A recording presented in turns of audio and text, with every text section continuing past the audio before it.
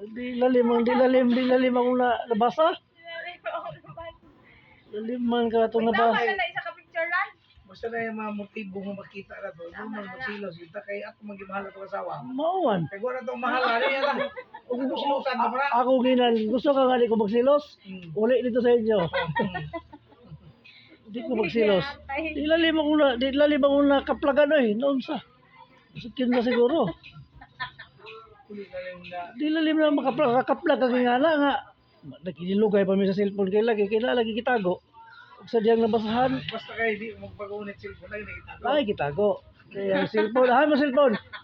Tawali to lobat. Kaya ka trabaho ko din. Kuha na. Kabulukan doon na muna. Kalaki. Kala nga mga style, mga trabaho, mga nga, busy ka kaya sa mga wala. Wala na tubig yung papa ni Reron. Ano, abdi ko Amo nga mga laki ng mga trabaho inanawa na. Kabulukan doon. Babae pa po na.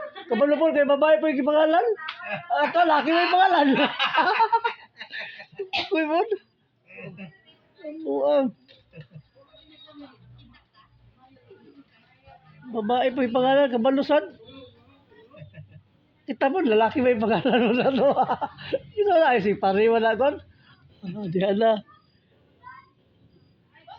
Kita lagi lalaki, mangiti raw ang ta.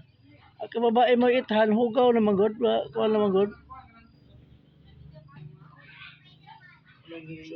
Sige po itong tambag itong isa nga, mga bata. Noon, wala po yung nga, hilakaw ni nga, kuha na, nakakaplag lang ng text. So, hilakaw din ito nga si Risa. Kasi nga, pa makabuha. Mabay pagsugod. Oo. Pak na nga na, kuha na ba? Na-discoveryhan na.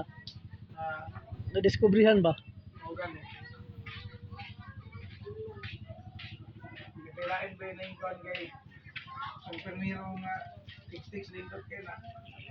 Wow.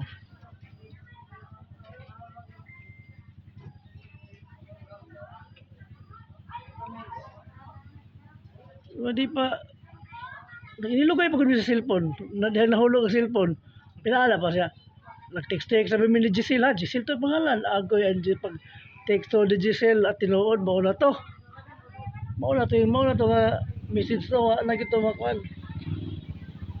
Anay, laliman ka ng magala na ka lads. Usa na may bot. Masabutan ng lads na istoryahan. Ang kanang lads ka mo. Araman po natulganan po.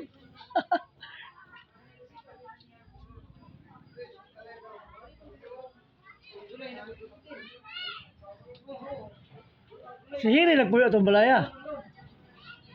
Dito. Na po yung balaya. Antik na kayo balaya buya ko eh.